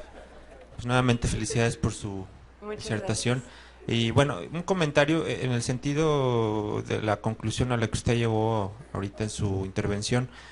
A mí me parece que a los que nos gusta, nos interesa esta parte de los derechos humanos sin el perfil de una ONG, a lo mejor que está un poco más cargada a un extremo, yo creo que no podemos negar que pues, los derechos humanos finalmente no son absolutos, ¿no? Que hay sus límites y hay que encontrar esos elementos esenciales en donde, pues bueno, no deben de coexistir con otros derechos y deben de ponderarse, ¿no? Esta nueva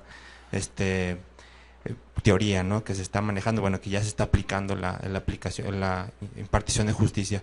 Sin embargo, en este ejemplo que usted mencionado al final, es decir, cuando ya usted menciona que en la práctica los ministerios públicos federales no, al momento de solicitar la prisión preventiva o el arraigo, y no fundamentan, no van más allá de que sea relevante para la investigación, aquí es donde me gustaría saber entonces qué es lo que va a pasar. Finalmente los jueces lo conceden, ¿no? Porque ya está ese criterio, ya está discutido públicamente que finalmente se debe de atender a la Constitución. Entonces el problema sigue ahí y seguiría ahí, y todavía cobra una dimensión adicional. ¿Por qué?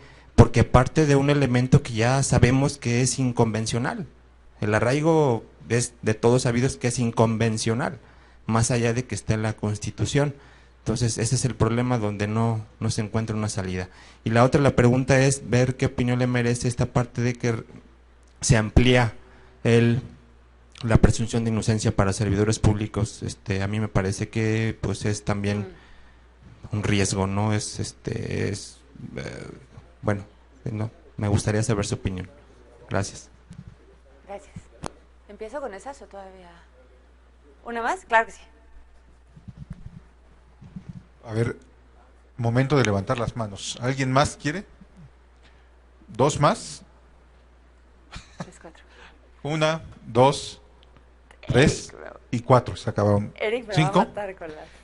Nada más les voy a pedir que sean rápidos porque hay poca grabación. Hay poca Entonces, grabación. por favor, sean concretos, por Tenemos favor. problemas con el video. Concretos. Gracias, doctora. La misma pregunta que hicimos al principio era con respecto que al párrafo segundo correspondía lo que dice en relación a la dignidad humana. Y la reforma de la Constitución no fue una iniciativa de gobierno o del Congreso o de los poderes de la Unión, ni mucho menos. Es una obligación que se están pitorreando, ¿verdad? Bueno, en el sentido de que ellos dijeron que en el artículo 25 ya tenían subsanado esa dignidad de los individuos, en el artículo 25 constitucional. Nada más es cuánto, para que a ver si nos puede explicar sobre, o sea, que nos creemos que somos los que lo inventamos y estamos viviendo una obligación. Gracias. Buenas noches. Solamente una pregunta. Sí. Escuché que trabaja o está relacionada con Cruz Roja, solamente para esta sociedad privada y civil. Quisiera saber los lineamientos de los derechos humanos. Ahora, si hay una diferencia en el mismo gobierno, ¿cómo aplicarán ahora las leyes a nivel sociedad privada a esas instituciones? Porque sabemos que aunque sean sociales, no se cubren totalmente, no protegen del todo a los civiles. Me gustaría saber de eso. Buenas noches, doctora. Preguntarle, ¿qué opinión le merece a usted las resoluciones que dicta el Tribunal Federal de Justicia Fiscal y Administrativa, que desde mi humilde punto de vista, violan derechos humanos básicos de los contribuyentes y además todas, o las que he visto, violan el principio de exhaustividad y congruencia de las sentencias y pareciera que viven en otro país donde no hay derechos humanos los magistrados de estos tribunales, de las salas del tribunal? Gracias.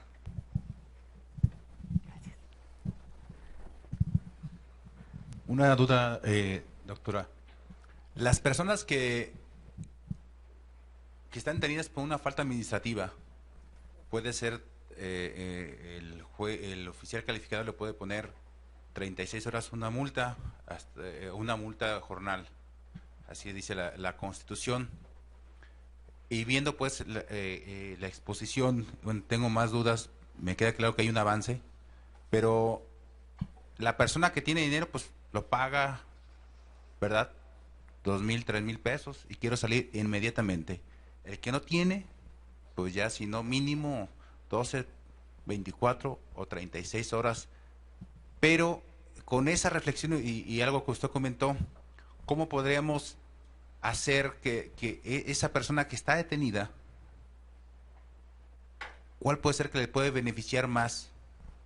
Si esa persona, ¿sabes qué? Pues me pongo a barrer, a pintar, poner un árbol, cualquier actividad que la administración municipal le podría imponer, porque muchas veces gastas más, les dan hasta de comer ahí, pero finalmente hay una carga cuando hay muchas deficiencias o el servicio es muy malo del gobierno municipal, cuando eso puede servir en muchas otras. Pero la pregunta es, ¿cómo lo podemos alegar para en su momento hacer un reglamento en todo el país digo, me creo que cada quien tiene su reglamento municipal, pero ¿cómo lo podemos alegar? Porque finalmente la parte van en contra de derechos humanos. Espérame, yo porque voy a trabajar, ahí me quedo.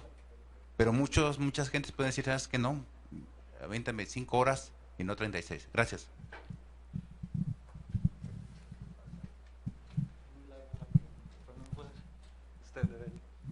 Sí.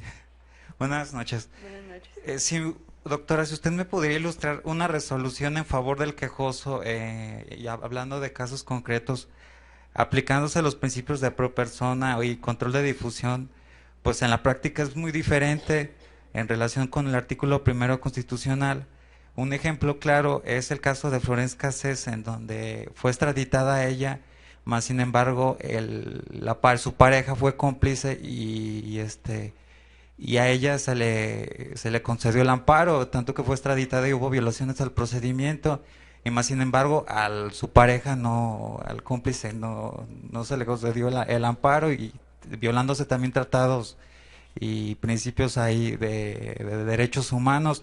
También un ejemplo claro es cuando un ciudadano se siente agraviado por un gobernante cuando comete el delito de peculado o enriquecimiento ilícito, en donde el ciudadano presenta su denuncia y la autoridad judicial argumenta que no tiene ningún interés jurídico, o su servidor cuando hay una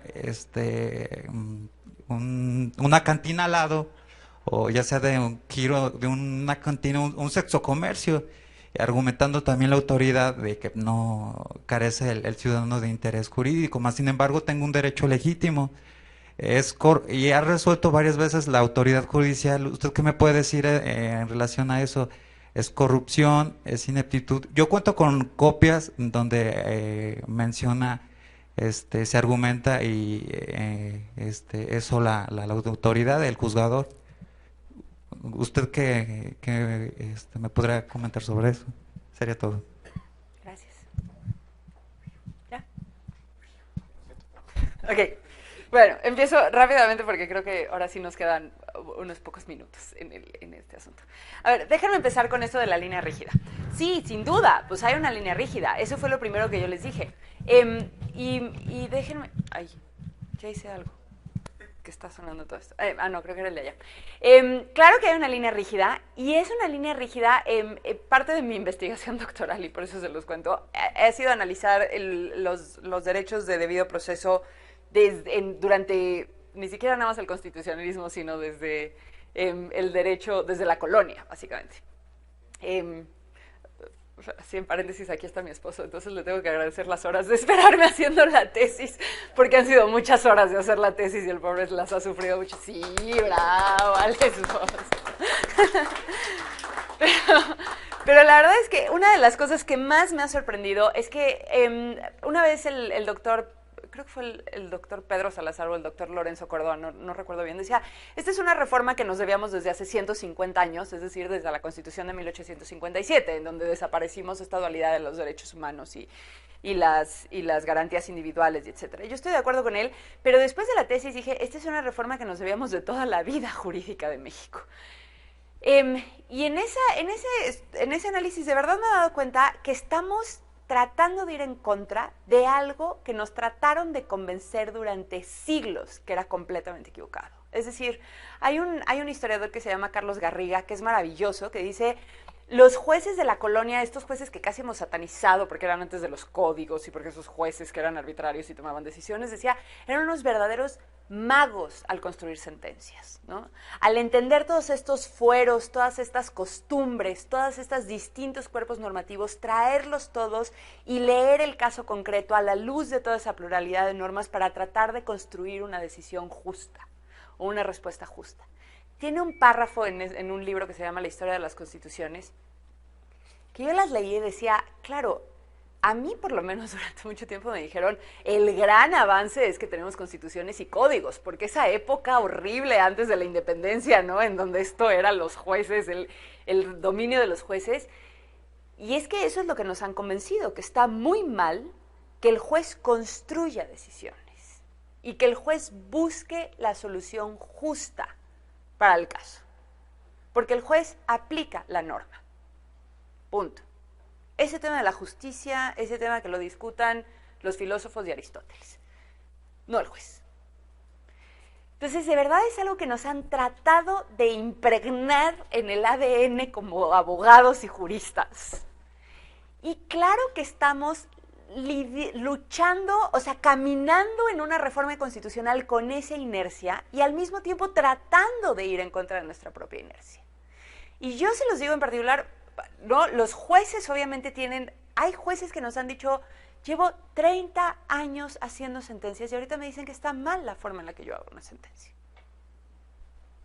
En serio, a veces que nos he dicho, ¿quiénes son para decirme que estoy mal en cómo hago una sentencia? Y creo que tienen toda la razón, en el fondo. Yo a veces digo, lo que tenemos que hacer es un proceso de terapia colectiva en la comunidad jurídica para vivir un duelo, enfrentarnos a lo que estamos tratando de hacer y después tratar de ver si logramos seguir para adelante. Pero es un reclamo válido. ¿En serio pensábamos que en un año íbamos a dar carpetazo? Es una locura. Y una de las cosas que dice... perdón, les digo que soy pésima, Eduardo Alduante, creo que ese es el nombre, un investigador chileno que estudia precisamente el tema del neoconstitucionalismo y dice, uno de los retos, o uno de los peligros más claros del neoconstitucionalismo es operar todas estas nuevas fórmulas que nos da el neoconstitucionalismo en la misma lógica en la que veníamos operando antes. Y creo que eso es exactamente lo que nos está pasando. Entonces, la ponderación, por ejemplo, que decían, la ponderación, esta fórmula novedosa en México. La primera sentencia más o menos de ponderación es de 2004, de hecho, creo, y había un problema con el principio de el test de igualdad y el test de ponderación, que no estaba muy claro cuál era cuál. De 2004, en otros países, la ponderación viene de los 60 y los 70. Y la ponderación, honestamente, y eso también lo hemos discutido muchísimo con gente de la Suprema Corte, la misma Suprema Corte la hace con una visión absolutamente formalista. Hay un fin constitucional y por lo tanto es razonable y proporcional. ¿De qué me habla? ¿Cómo que la razonabilidad y la proporcionalidad se derivan del fin constitucional si son ejercicios separados que se tienen que analizar?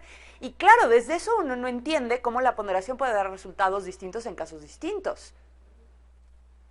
¿En dónde va a estar el resultado distinto? Porque les falta todo el último, ejercer realmente la última parte de la proporcionalidad, que es en donde, sobre todo, es en donde se puede ver el resultado distinto en los casos distintos. Entonces estoy completamente de acuerdo y creo que es un gran reto al que estamos. Ahora, a mí esto también me lo preguntaban mis colegas cuando yo planteaba mi posición optimista frente a la contradicción de tesis, y parte de lo que yo les decía es, claro, el Poder Judicial es como un transatlántico. Estamos tratando de mover a un transatlántico que trae amarrados otros 3 transatlánticos atrás. Es una institución compleja, en donde hay procedimientos establecidos, en donde hemos escuchado que hay jueces que están siendo sancionados, porque el Consejo de la Judicatura está en un discurso que no es realmente el que tiene la Suprema Corte, porque las 2 salas de la Suprema Corte están en 2 discursos distintos. Entonces uno, cuando dice eso le gustará o no le gustará a la Suprema Corte, primero hay que decir a cuál sala de la Suprema Corte. O sea, esto se lo aprobará o no lo aprobará, pues depende de la sala de la que le toque, ¿no? A donde vayas. Entonces estamos frente a todo eso, pero creo que frente a esta gran estructura que va a ser bien difícil mover, yo decía, los académicos, y creo que es lo mismo para los litigantes, que creo que hay muchos litigantes, somos como unas lanchitas de motor alrededor del transatlántico y nosotros sí tenemos una movilidad enorme. Entonces ahorita lo que nos toca como académicos y como litigantes es alimentar con nuevas ideas y propongan, y eso me lleva, bueno, a varias de todas sus preguntas, es propongan y que les digan que no a un argumento bien construido. Piensen también la carga que tienen los jueces. Para ustedes el caso que están viendo es el caso. El juez tiene otros, no sé cuántos expedientes enfrente de él. Y está acostumbrado a uno y fallamos y fallamos y fallamos. Yo creo que los litigantes, y por eso nos gusta mucho trabajar con litigantes, son los que ahorita tienen que poner los argumentos sobre la mesa. Y argumentos nuevos, y argumentos bien construidos, y argumentos que lleven al juez a cuestionarse y a decir, esto sí suena a interdependencia de derechos. No esperen que el juez dé todo. Eso no ha sucedido en ningún lugar del mundo. Los litigantes han sido los grandes motores de los poderes judiciales y los académicos esperamos poder aportar un granito de arena, ¿no? Entonces creo que ahí hay una gran espacio. Déjenme nada más rapidísimo decirles, nuestros estudiantes en el CIDE litigan en la clínica de interés público que tenemos y ellos son básicamente los que llevan los casos. Nosotros, y sobre todo el director Javier Cruz, que tiene una vocación enorme de dirigir estos chavos. Y el otro día estaban litigando un caso en Morelos sobre el sistema de divorcio necesario, porque era una pareja que tenía un problema de violencia intrafamiliar mutuo, tremendo, y la única forma en Morelos de divorciarse era a través de divorcio necesario con un juicio público. Y encima de todo, el juez les dijo, llegaron con el juez a decirle, llevamos 9 años en una violencia intrafamiliar espantosa, y el juez les dijo, pues está prescrita la acción, porque pues síganse peleando y síganse matando, porque ya pasaron 2 años desde que, 6 meses creo que era, 6 meses desde los primeros eventos de violencia. Entonces, una de las opciones que proponía otro abogado era pues que alguno de los dos se vaya de la casa y entonces se divorcian por abandono de hogar. Pero ellos decían, nosotros no queremos un juicio público. Eso es lo que no querían. No querían como pareja y como familia tener que pasar por un divorcio público. Era un divorcio absolutamente voluntario de las dos partes. Pero esa no era una posibilidad en Morelos. Estos chavos, nuestros chavos, y de verdad yo estoy sumamente orgullosa, terminaron haciendo un amparo en donde lo que argumentaban era desde el derecho a la libre asociación, el derecho a la vida íntima y que el Estado no podía forzar a una pareja a exponer sus problemas en un juicio público y el proyecto de vida. Ese caso lo ganaron en juez de distrito. Y era un tema de divorcio necesario. Cuando yo estudié familia en la universidad me aprendí de memoria las 20 causales de divorcio necesario con todo y sus caducidades, de sus prescripciones. Nunca se me ocurrió que ahí había un tema de proyecto de vida. Aunque ahora sé que el matrimonio es el primer proyecto de vida que tienes que hacer. Eso fue un argumento innovador, bien construido, y el juez de distrito en Morelos les dio toda la razón y ahorita están en proceso de una reforma de todo el Código Civil en Morelos para quitar el sistema de divorcio necesario. Entonces, como les digo, esa viabilidad de los litigantes, creo que ahí está muchísimo de lo que tenemos que hacer. Perdón porque me extendí en esto, pero creo que era muy importante y en eso me lleva también a todas estas nuevas formas de educación legal. Nosotros ya tenemos una inercia, tenemos que reeducarnos y eso es complicadísimo. De verdad, yo llego a dar clases lidiando contra mi propia inercia y me sorprendo cada vez de los estudiantes. Están pensando en una forma, están pensando el derecho en una forma en la que creo que nunca la pensé y cada 3 clases me preguntan algo y les tengo que decir, no sé, te lo digo en 2 clases, porque déjame a ver cómo te contesto lo que me estás preguntando, pero de verdad me enorgullece que me pregunten cosas que no tengo ni idea de cómo contestarles, porque es que están pensando en forma distinta y eso es lo que tenemos que hacer, pensar el derecho en forma distinta, pero es muy complicado porque, otra vez, venimos formados del sistema que estamos tratando contra el que estamos tratando de ir. Y aparte es un sistema, perdón esto también que meta una cuchara política, pero también es un sistema que no va a ser un problema normativo. Era un sistema jurídico, de pensamiento legal, de pensamiento académico, que era perfecto para un sistema político que se quería mantener, para un status quo. Era un sistema legal que no cuestiona el status quo no es lo político, sino todas las normas y la forma de determinación del status quo. Entonces es aprender a usar una voz que nunca nos han dejado utilizar. Ni en materia legal, ni en materia, ni en materia política. Entonces, ¿qué se debe hacer, por ejemplo, con el arraigo? Alguien mencionaba el arraigo. Argumenten, o sea, les determinen el arraigo y pidan la apelación y digan, este juez no fundamentó y no motivó, y eso va en contra del artículo 1 constitucional, porque toda autoridad tiene la obligación de respetar y garantizar los derechos, y la falta de interpretación constitucional de este artículo y la falta de control de todas las condiciones por las que proceda o no proceda un arraigo, eso va en contra del 1 constitucional y entonces en contra del derecho a la libertad. Para esto quería también leerles la convención, porque esto de que el arraigo es completamente contrario a la convención, o sea, contrario a la convención está bien, pero hay que pensar por dónde se argumenta, y por eso les decía que esto es un poco más complejo. El artículo 7, ¿verdad? Preguntaban del arraigo. El artículo 7.2 de la Convención Americana dice, nadie puede ser privado de su libertad física, salvo por las causas y en las condiciones fijadas de antemano por las constituciones políticas de los estados partes. o por las leyes dictadas conforme a ellas. Y entonces, eso dice, o sea, la Convención dice que las constituciones pueden establecer causas para limitar la libertad física. Y entonces, el problema es que abajo dice nadie puede ser sometido a detención o encarcelamientos arbitrarios.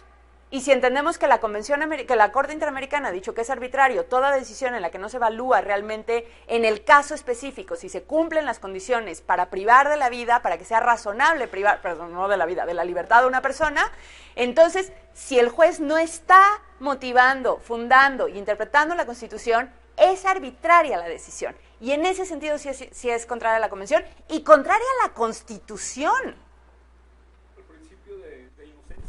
El principio de inocencia. No, hay muchísimas cosas, pero por eso les digo que es más compleja la construcción que nada más ir de entrada a decir algo. A argumentar. O sea, es que el artículo 7 se pelea con el arraigo. No, bueno, en realidad yo creo que los dos van mucho más de la mano de lo que parece. Por eso les digo que creo que hay que pasar a esto de construcción.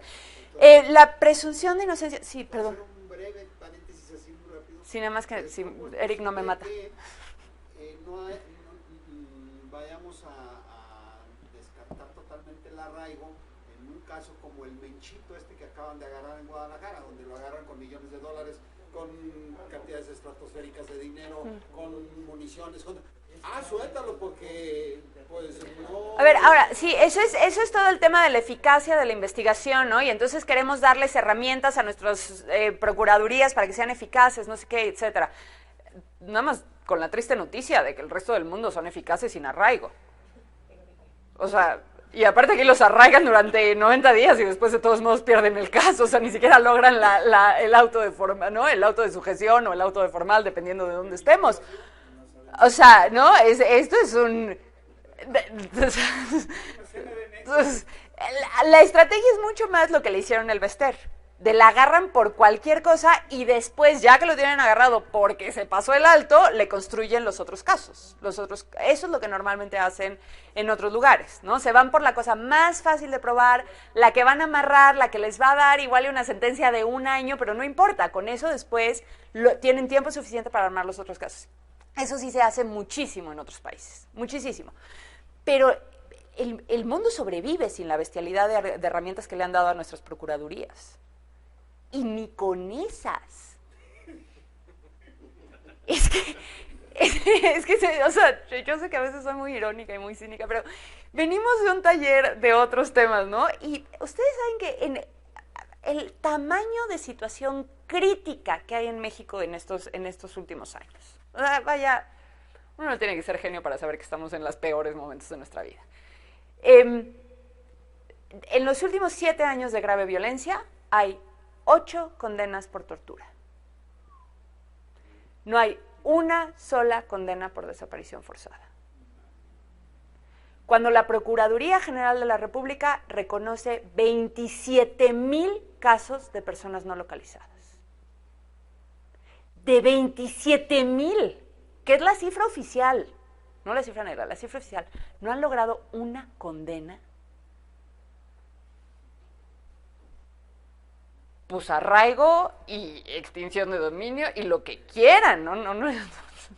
No, nuestra eficacia de bateo está en -0. Entonces, o sea, yo creo que el problema está por otro lado. O sea, a mí más bien me parece que el darles todas esas herramientas, honestamente lo que les ha hecho es ser un poco negligentes y un poco descuidados con las investigaciones. O sea, en esta discusión de la geolocalización, y un ministro de la Suprema Corte decía, es que esto está muy bien, porque entonces el Ministerio Público ya va a poder localizar dónde está la persona sin tener que salir de esa oficina. De verdad, ¿no? Y entonces yo oí aquel comentario y claro, porque ya no molestemos a los ministerios públicos para que salgan de la oficina, porque pues tienen toda la razón, hay que aprobar la geolocalización. Ese era un argumento en la Suprema Corte. Yo ahí sí dije, ya, esto ya es una broma, ¿no? Pero creo que sí tenemos otra vez, pero creo que esos son los grandes debates a los que no logramos entrar, porque estamos preocupados por, pero la jerarquía normativa.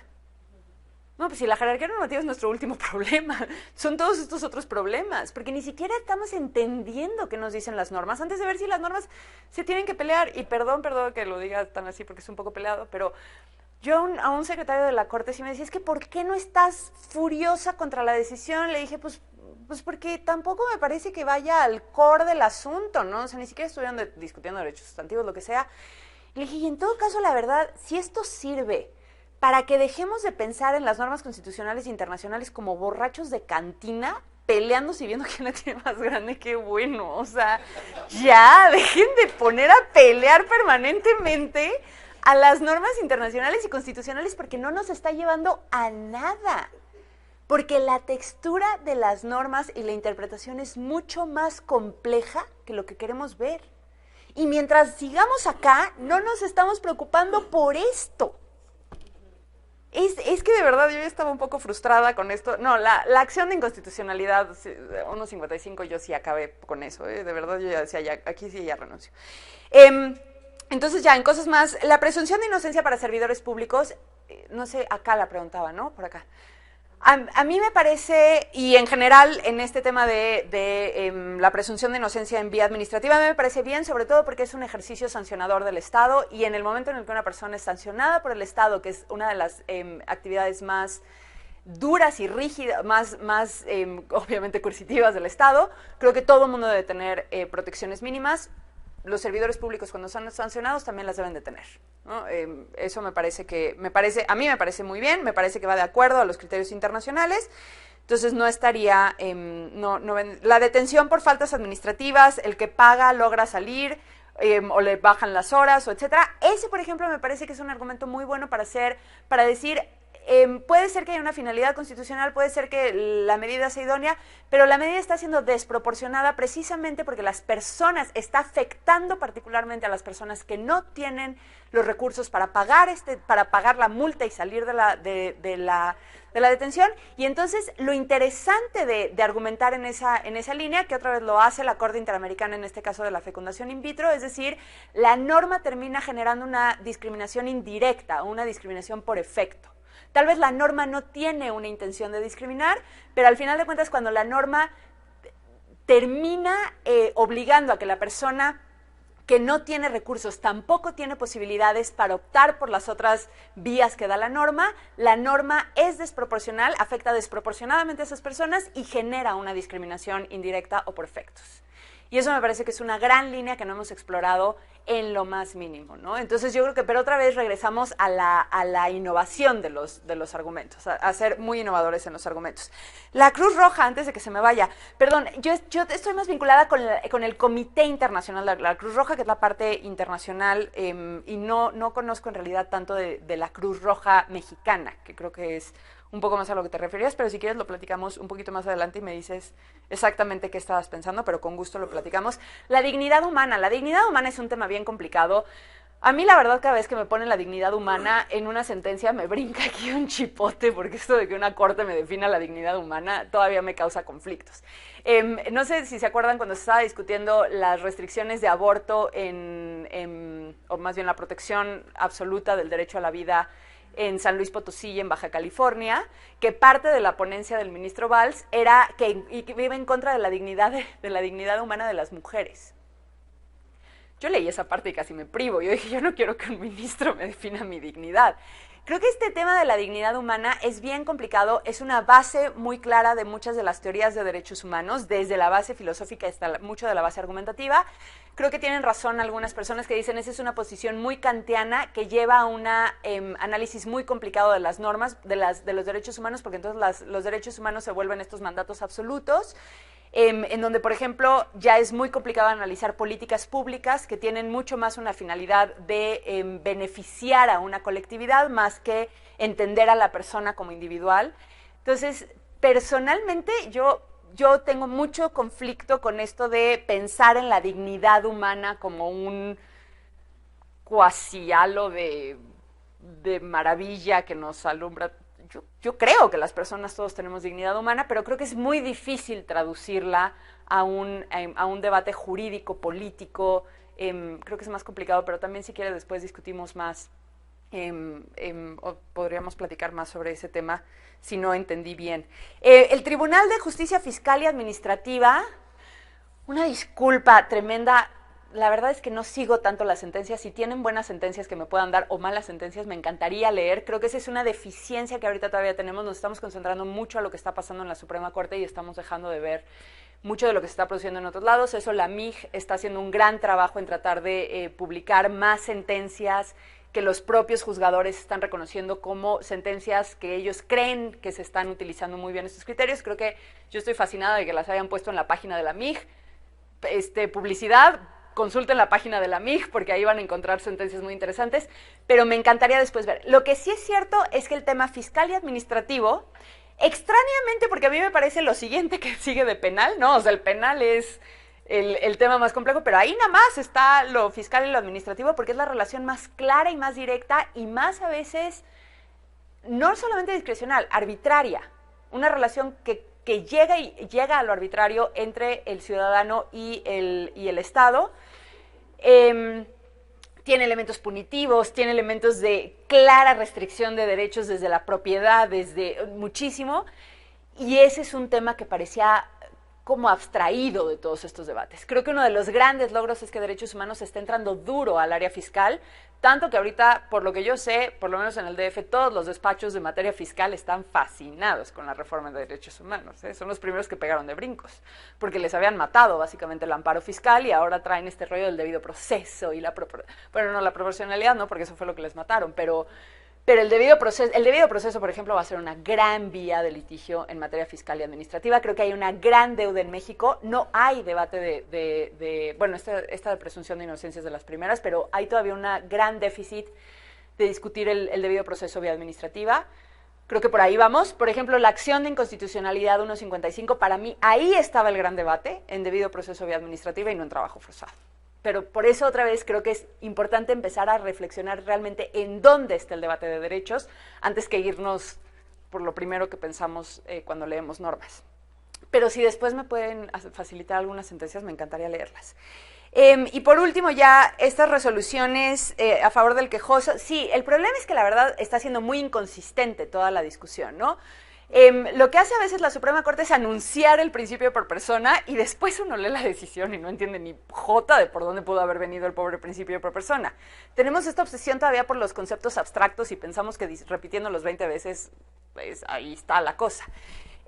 Hay, por ejemplo, un método escalonado de interpretación, puedo darles lecturas recomendarles lecturas. Me parece que ahí más bien el tema del pro persona es cómo se argumenta, no enunciarlo 5 veces. Hay sentencias que nunca lo mencionan y son excelentes en estructura pro persona.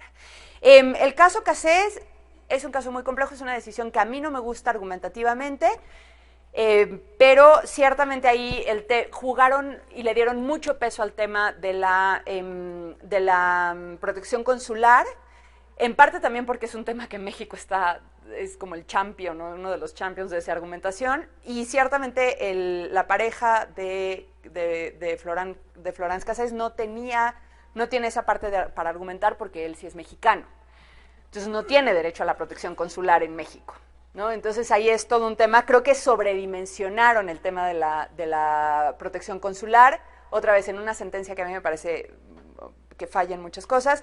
El delito de peculado o enriquecimiento ilícito, sí estoy de acuerdo, y eso es algo que todavía tenemos muchas deudas de en dónde están los intereses de los ciudadanos. Nos pasó también con un amparo del yo contribuyente, que es todo un amparo que se ha tratado de litigar en materia fiscal, por una condonación masiva de traslado del ICR de los municipios hacia la federación, y parte de lo que nos han dicho es, esto es solamente un interés simple, ustedes tienen un interés de que el Estado haga bien sus funciones, eso está muy bien, son muy buenos ciudadanos, pero eso no es un interés legítimo.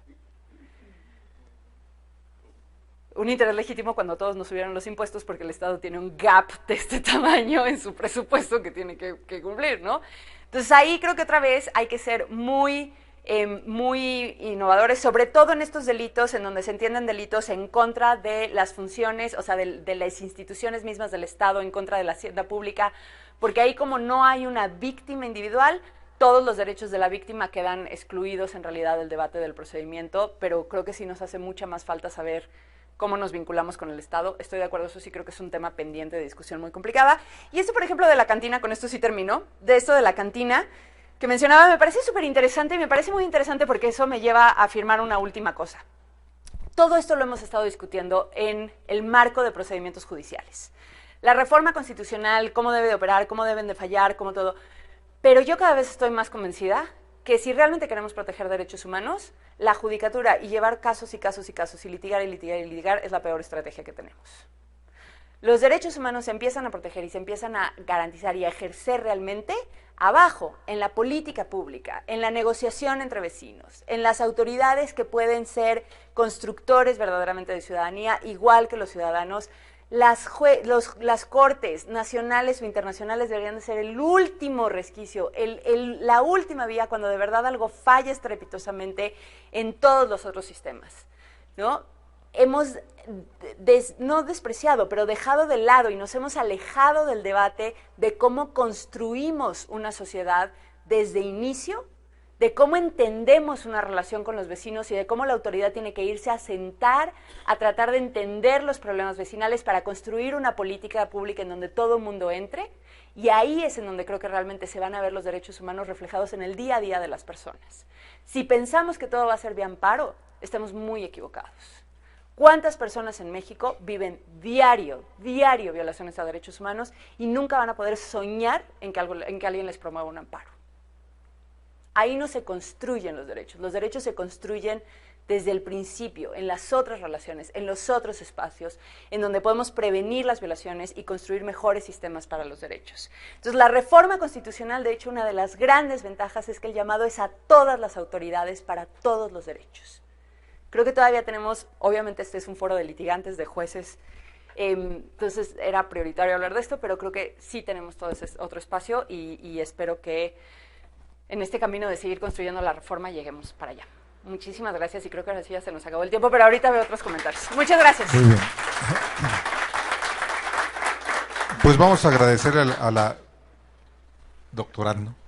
Maestra Jimena Medín siguiente, no se preocupe. Urquiaga por su participación y ahora sí le damos un fuerte aplauso, por favor. Muchas gracias. Muchísimas gracias. Muchas gracias.